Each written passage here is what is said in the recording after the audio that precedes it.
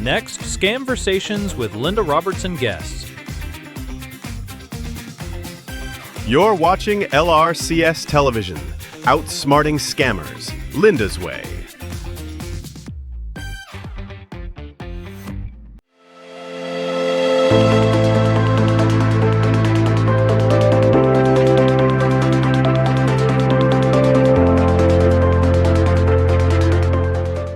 Welcome to Scamversations. Today, we're diving right into a scam that targets the heart, the grandparent scam. It's all about using love and fear to trick someone into sending money. Yeah, it's chilling how they exploit that kind of bond, right? Absolutely. So it starts with a phone call, often from a blocked or spoofed number. You get a frantic voice, maybe yes, saying something like, "Grandma, Grandpa, it's me, I'm in trouble," right away igniting that protective instinct. Exactly. And they really set the stage with urgency. Like immediately you feel that you have to act, no questions asked. Right. And it's fascinating and terrifying how they often claim they're in jail or have suffered some accident. They even sometimes throw in a bit of background noise, maybe a cry or another voice claiming to be a police officer or even a doctor. Yeah. It really plays on your emotions in a split second. And there's that detail where they insist, don't tell mom or dad. It's like they're isolating you so that you're alone with this rush of panic. Exactly. They pigeonhole you into secrecy, saying don't involve anyone, and that only makes it harder to question the call. It's like they know that if you hesitate, you might discover something's off. Right. It's a psychological trap. And then, within seconds, they're asking for money in whatever untraceable form they can get. Wire transfers, gift cards, even crypto. It's all about speed. Yeah. And as soon as you send the money, poof, the scammer disappears. They vanish, and you're left with nothing but a drained bank account and a big, painful error in judgment. And this leads us right to the mechanics behind it. They actually fish for small details on the call, like sometimes they get the grandchild's name inadvertently, right in the middle of that panic. Yeah, it's so sneaky. They use that detail as a hook. If you say, "Kevin, is that really you?" you might reinforce the deception. And then they build on that by pushing secrecy even further. They say stuff like, don't tell anyone or you'll cause more trouble.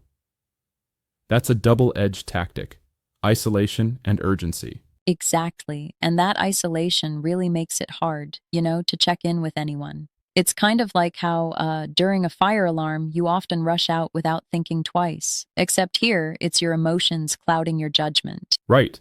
And then there's how their demands become, well, extreme. They'll push you to allegedly visit the bank immediately. The judge is waiting, or they're going to deport me type of scenario.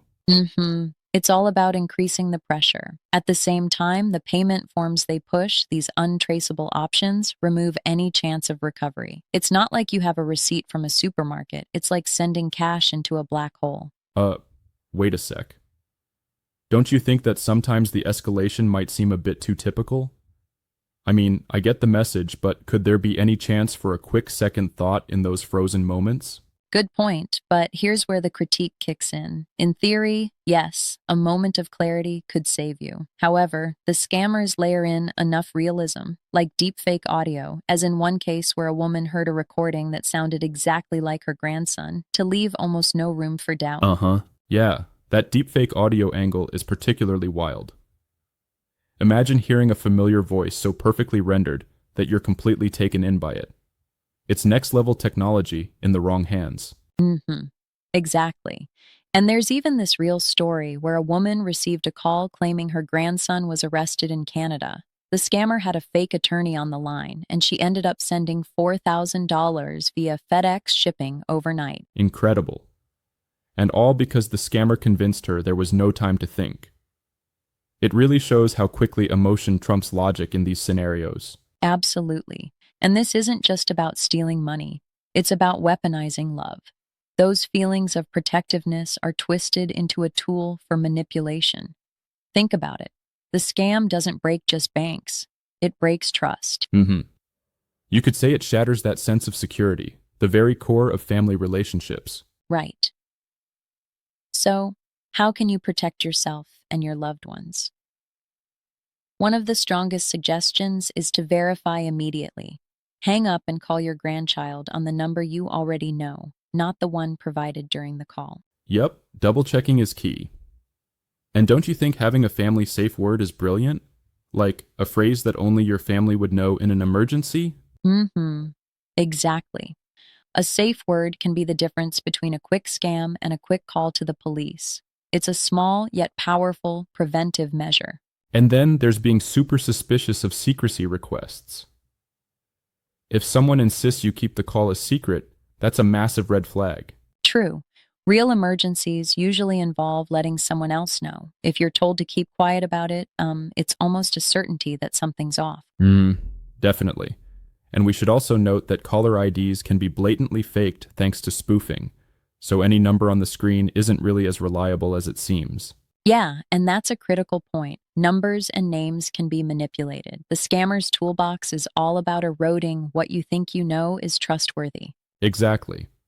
And let's not forget the part where they use all sorts of payment methods that are untraceable. I mean, wire transfers, crypto, gift cards. These are like the hide-and-seek champions in the fraud world.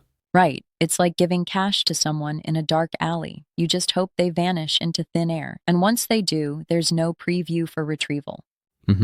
That's the brutality of it.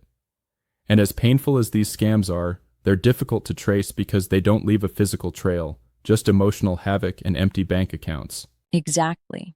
And that emotional impact? It can last way longer than the empty funds ever will. It breaks trust, leaves people traumatized, and unfortunately can sometimes discourage them from even seeking help next time. That's a good point.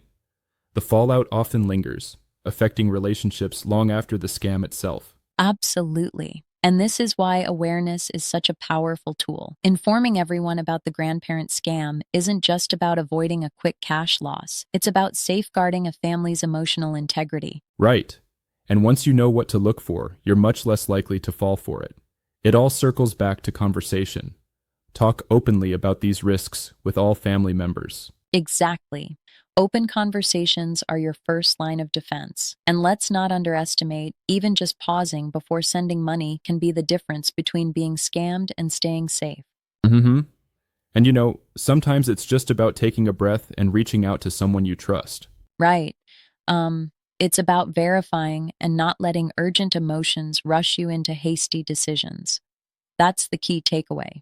Trust, but verify, and always talk to your family. Well said. And that wraps up our deep dive into how the grandparent scam preys on love and fear. Stay alert, keep that safe word handy, and remember, if someone insists on secrets, it's time to pause and double check. Love watching our content? Watch more online at lrces.tv. Linda Roberts calls scammers television, outsmarting scammers Linda's way.